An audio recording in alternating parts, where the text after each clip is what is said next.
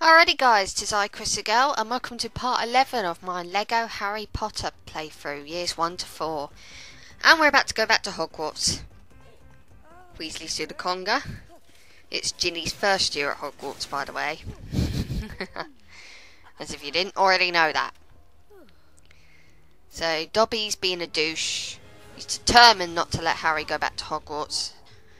But obviously this just means that Harry's going to get himself into trouble by him and Ron driving to Hogwarts. And getting chased by a train. How many 12-year-olds can say that they've been chased by a train while driving a car? So we're back at Hogwarts. Ironically enough, we land in a tree that happens to be able to beat us up. Actually, I wouldn't see how that was ironic, but oh well, it just slipped out. So we're back at Hogwarts. You don't even see the boys get punished. They just turned up at Hogwarts, and everything's all hunky-dory. Whereas in the book and in the film, they got punished pretty bad. So, after the loading screen, we're back at Hogwarts in a new courtyard. We haven't been in this courtyard before. Not hard to find. So basically we're just going to go around, smash things. Get some studs just because I can. The idea obviously is to make a potion, a strength potion, so we could obviously do our thing. Do our strength thing and get out of this courtyard. Again, little blue creatures, we'll be learning to deal with them in year 2, so hopefully it won't be long before we can actually start sorting those guys out.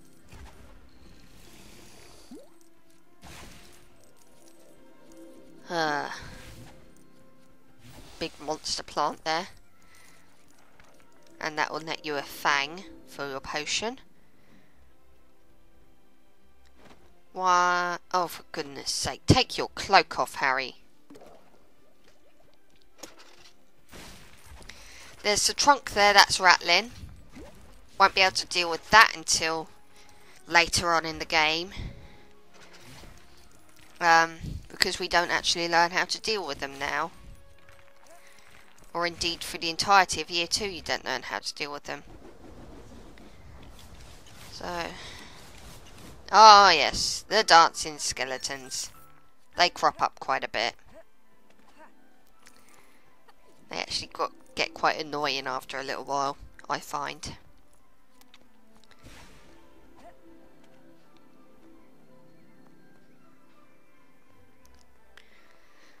So...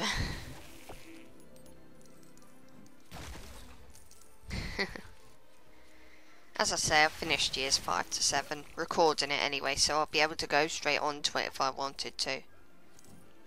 Whether I will or not, I don't know. See how I feel. I probably will, just to complete the story. Last potion ingredient, I think, is the dustbin.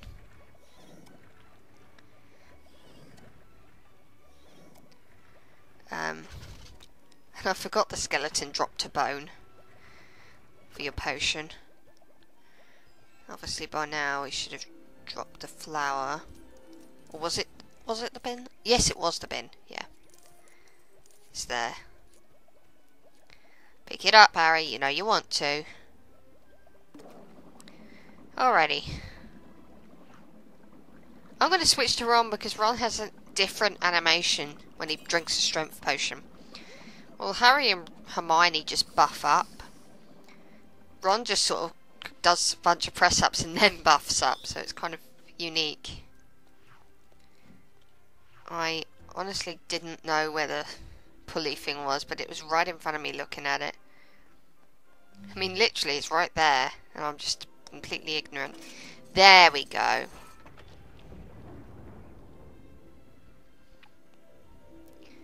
So, now we can go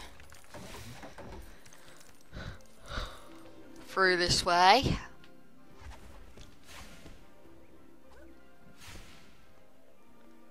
And there we go. I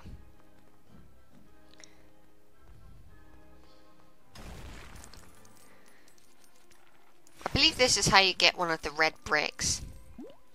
Is by destroying these things on the corner.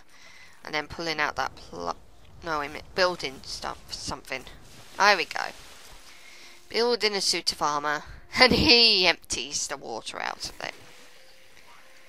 Which causes loads of plants to grow, as well as getting ourselves a red brick. Red bricks obviously, of course, being taken to Hedwig, which will unlock us a special ability sort of thing that we can buy from the shop. Hedwig's just over here. So, get up the step. There we go. What did we unlock? Collect ghost studs. Right. This is one of the best ability things you can unlock. Because if you have it switched on, if you bought it from the shop and you have it switched on, any ghost studs you pick up from, like, you know, like Nearly Headless Nick, you get to keep, you know, as sort of like an addition to your stud total that a normal stud would be. It's treated like a normal stud, which is awesome, really, because, you know, you run into them at the moment and they do nothing. They're just sort of there just to help guide your way. So that's a pretty neat red brick to pick up. I recommend picking that one up.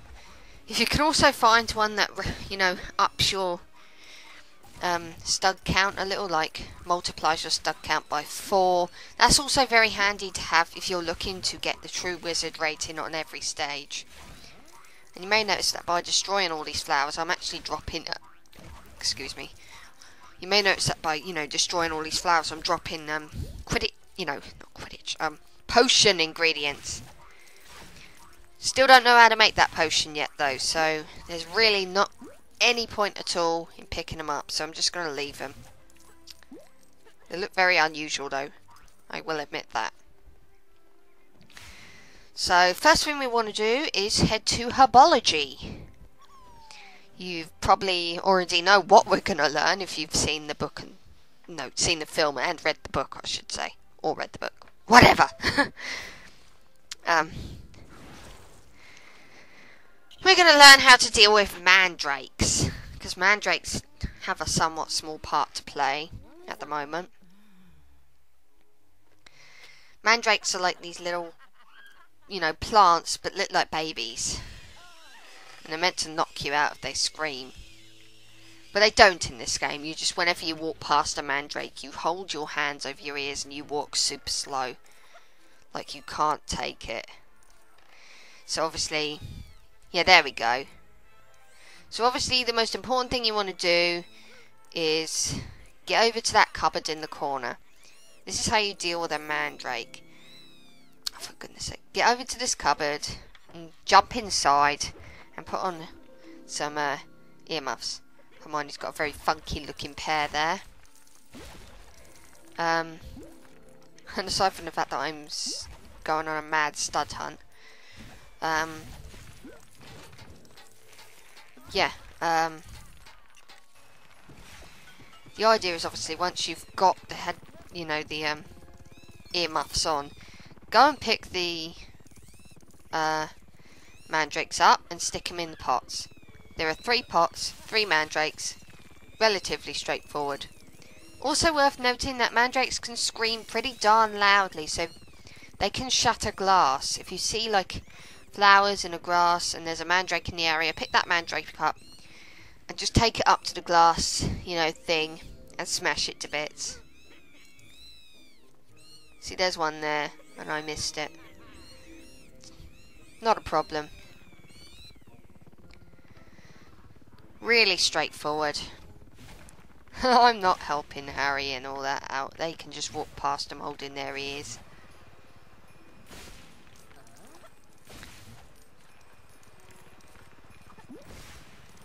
Ah.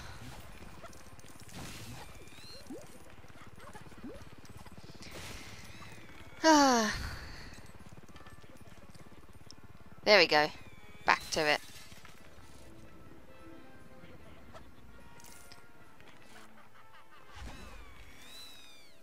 And there's the other one.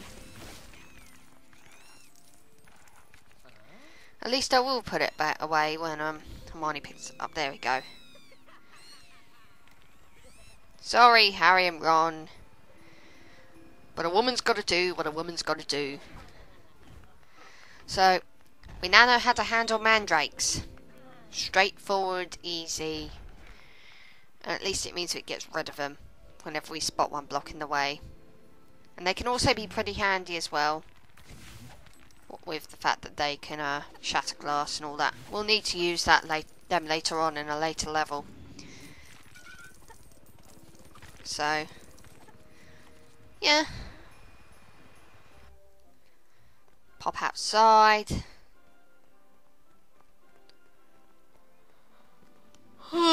Excuse me. If memory serves, I think we have to go to Defense Against the Dark Arts now. But not before I sort out a mandrake that's blocking off people from leaving this area. The cupboard's over here. And Hermione's actually got a nice set of I keep meaning to call them headphones, but I actually want to call them earmuffs. Oh, other way round. And I keep unintentionally trying to call them headphones. In actual fact, they're earmuffs. Oh. But in any case, there's some glass things scattered around. Obviously, getting all of them in this area will net you a prize, I think. I don't know what it is, because I never actually did it, because I couldn't be bothered. Hermione was walking so slow with that mandrake. That, and I was just completely ignorant to what some of them were, even when they were right in front of my eyes. It's one of my worst traits. Something can be right in front of my eyes and I won't pay attention to it.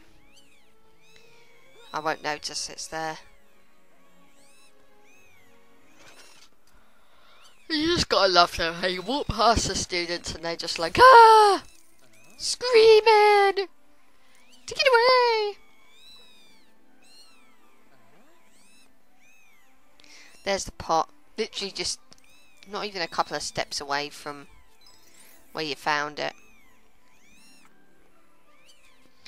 Why did none of the other students think to do this? I can understand if they were like first years, but surely if they were a bit older they would have thought, oh, there's a cupboard over there with earmuffs in it. I'll jump in there and I'll get rid of that mandrake. Then it won't bug anyone. And I didn't put the mandrake in the blooming pot. Get in that pot, you, and stay in there. Thank you. Now we can proceed.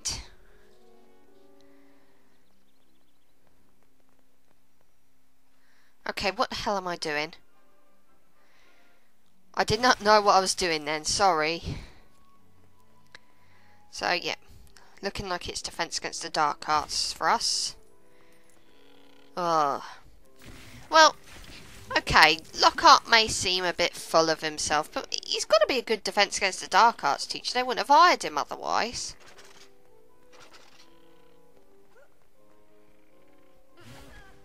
So, you know, gonna stay optimistic. He might be a good teacher.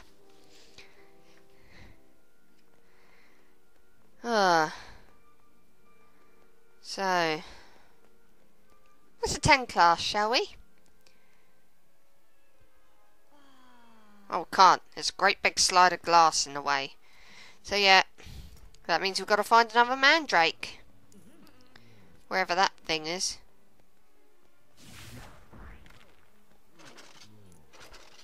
You know, when maybe I stop collecting studs, I might actually look for the thing.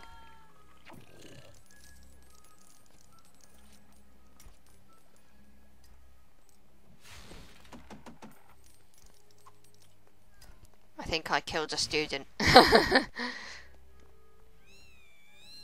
Oh, there he is. Right, where's that cupboard? I can't pick it up without the, the earmuffs, because for whatever reason I don't carry the earmuffs in the courtyard with me. All the way up here. Who'd have thought it? What a silly place. Never mind. Cool pink head, earmuffs!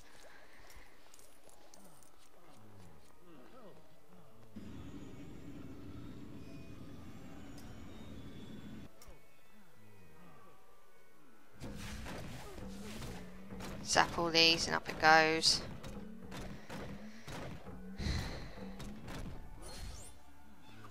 And character token. Lee Jordan. Fred and George Weasley's best friend.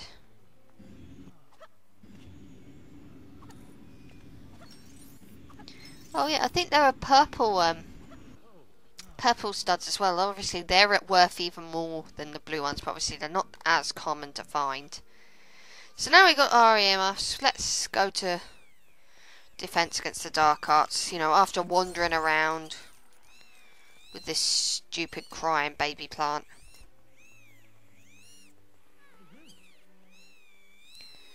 Aye. I don't know what I was doing here. I think I was trying to go after like the plant things in this area, but then I just thought I cannot be bothered. It's just, she walks so slow with this stupid thing. In fact, she walks slow because of this stupid thing. So I'm just going to go to Defense Against the Dark Arts. Smash the glass. And we can go to our lesson.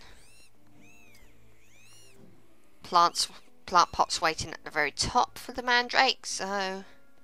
Oh, and there's a thing right there. You can take the Mandrake out. Hannah Abbott. She's a Hufflepuff. Useful to get into Hufflepuff House if you ever want to go